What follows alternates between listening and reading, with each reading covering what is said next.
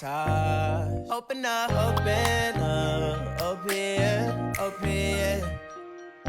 Cold as ice and Coca-Cola. Hi guys, John Scott here for WrestleLine, and we are doing our rated show from Ring of Honor, Bethnal Green, Honor United, Matt. So, give a little sum up of how you felt coming out of that one.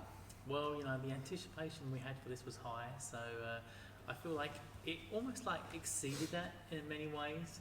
Even though we thought it was going to be a great quality show, somehow they just find a way to sort of up the ante each and every time. And even from sources that you don't expect, when you look at the roster and you feel like, oh, okay, this is just someone filling a gap, perhaps for someone that's left. But no, they always find the perfect replacement for their roster, don't they? That someone slots in naturally, and I feel like their vetting process must be amazing, because they always find someone who's in keeping with their style, and just in the ring, I say nearly everybody on that night was just explosive. Yeah, so, okay, let's talk a little bit about the venue last night. Obviously, York Hall, Bethnal Green, everybody knows it's a super legendary place in the UK for lots of different events. We've been privileged to go to the Ali Pally, Bethnal Green's definitely up there, 100%. It's got a history there. One thing I'll say as a venue, obviously we do this from a fan perspective. Drinks on the night were very steep, to say the least. You're looking at £5 for a plastic bottle of Budweiser. It's not like a pint or anything like that. I could have lived with a pint being a £5, but even the lady serving us was like, yeah, it is steep. So I think that tells you everything, doesn't it? Yeah. You could have something else. You could have like Carling, but then do you want Carling, which is like a shandy? Obviously, you know, it's not about just people drinking at these shows, but it is a big part of it if you're going there. And let's be honest, most of the demographic would have been drinking alcohol at the event. So I don't know what like soft drinks were, but I can't imagine they would have been much better.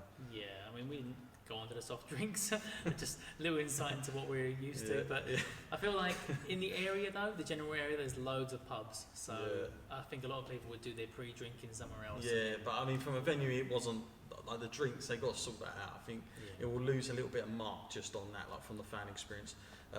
However, everything else, I would say the seating arrangement was the best I've ever seen it for a Ring of Honor show. Matt commented when we got in there that you thought the chairs were moved a lot forward, that you didn't have the same problems, because the only issue with Bethnal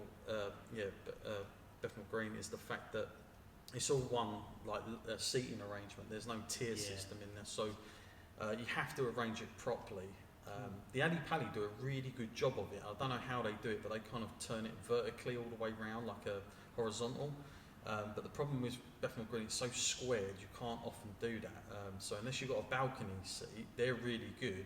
I'd really recommend, if anybody hasn't tried that, it's a really good experience to do. Because you think it's far, but it's really not far. No, especially the ring. The ring is raised, so you're going to literally just be looking down on it.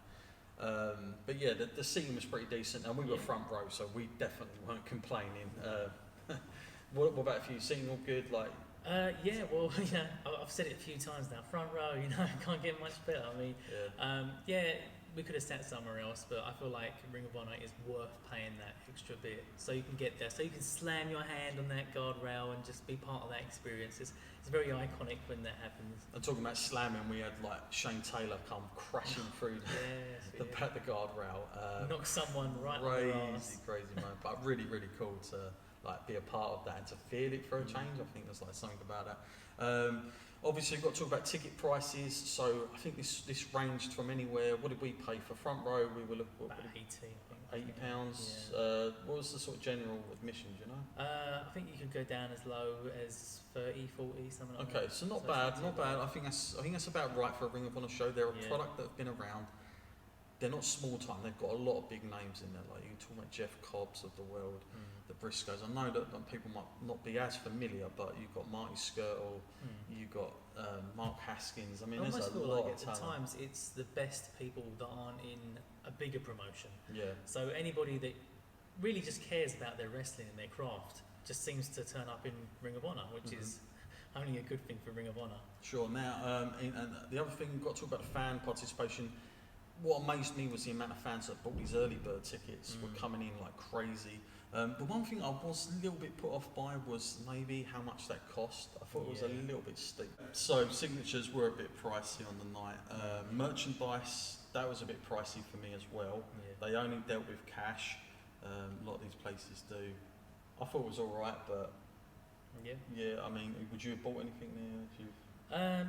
Well, it's better than a WWE show, that's for sure. I feel like the merch was a little bit limited. A lot of the wrestlers didn't bring their own personal stuff, so that was more what I would have been into. Sure. Other than that, covered mainly all the bases of the fans. I think, like the fan, I've got to say, all the wrestlers there, all the talent, they do not shy away from saying hello. That's the one good thing. Like they're always being picked off. They've not got tons of security around them. They're not being told where to go. So it's a nice interaction. I think if you're a fan, you want to get close. It's a really good place to do it because they've always operated like that. Every show we've gone to, they've had the openness, haven't they? Yeah. And us going there as media this time, I felt we were treated like really, really well and respectfully. And yeah, we had no problems at all. You know, everybody. Very transparent. There wasn't this cut-off area or anything like that. We were pretty much free roaming, so that was pretty cool. So we've got to sum up on the score. Obviously, we don't go through every match and rate them like that, as you know, on this show. But as a fan experience, what am I going to give this? I think this is coming in at a high one. Definitely top end. I'm going to go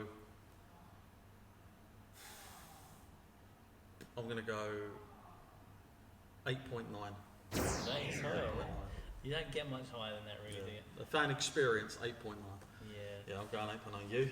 Well, it's a tough one for me. I mean, I really did enjoy it. It's just when you look at the kind of the previous years to that, and you feel like, okay, you're missing some of the top stars now. I feel like that's the only thing that kind of drops it a little bit lower than your rank. For me, I'd say 8.6. He's going 8.6. He's going. I mean, I think only because of previous experience. But a standalone show, I would say it's definitely one of the best ones I've done this year. Like 100%.